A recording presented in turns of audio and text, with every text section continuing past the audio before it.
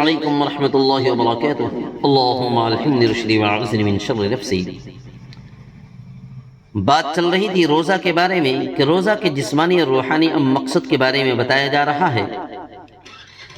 مشہور اور معروف مفکر اسلام حضرت علامہ ابوالحسن علی میاں ندوی رحمۃ اللہ علیہ فرماتے ہیں کہ حیوانی طبیعت کے ہاتھ جب زندگی کی باغ ڈور آتی ہے تو وہ انسان کے حواس پہ غالب آ جاتی ہے، اور معدہ جو کہ انسانی زندگی کے لیے چکی کے کیل کی حیثیت رکھتا ہے، جس میں انسانی زندگی کا مدار ہے، جب اس میں فساد آتا ہے تو انسان کے ہوش و حواس ٹھکانے نہیں رہتے ہیں، جس کی بنا پر انسانی طبیعت عبادت میں نہیں لگتی ہے، جبکہ عبادت میں دل جمعیت، توجہ قلب اللہ جو تمام عبادتوں کی جان ہے، ضروری ہے، اور یہ فساد طبیعت اور فساد معدہ کے ساتھ حاصل نہیں ہو سکتی ہے۔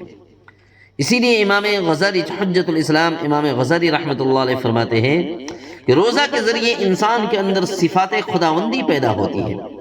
روزہ کے ذریعے انسان گویا بے نیازی کا اظہار کرتا ہے، اور روزہ کے ذریعے فرماتے ہیں کہ انسان ملکوتی صفات کا، فرشتے جیسا صفات کا خوگر بن جاتا ہے، شیطانیت نکل جاتی ہے انسان کے اندر سے تھوڑی۔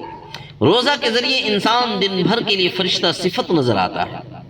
روزہ کے ذریعے انسان تخلقوا باخلاق اللہ کا مظہر ہوتا ہے۔ علامہ ابن القیم جوزی رحمۃ اللہ علیہ فرماتے ہیں کہ روزہ متقیوں کے لیے لگام، محاربین کے لیے جنت، اور ابرار و مقربین کے لیے تہذیب اخلاق ہے۔ روزہ اعضائے ظاہرہ اور باطنہ کی حفاظت میں عجیب تاثیر رکھتا ہے کہ بدن انسانی سے فاسد اور مخلوط مادے کو زائل کر دیتا ہے۔ روزہ انسان کو خواہشات نفسانی اور شہوات سے باز رکھتا ہے، خواہشات نفسانی اور شہوات سے باز رکھتا ہے، دور رکھتا ہے۔ روزہ انسان کو تقوی کے اعلیٰ مراتب پہ فائز کر دیتا ہے۔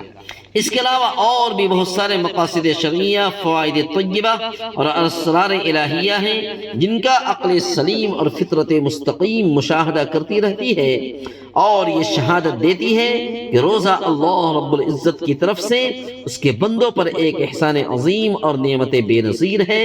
روزہ سے انسان صفت ملکوتی حاصل کر لیتا ہے، اور انسان کے اندرونی تمام فاسد چیزیں نکل جاتی ہے۔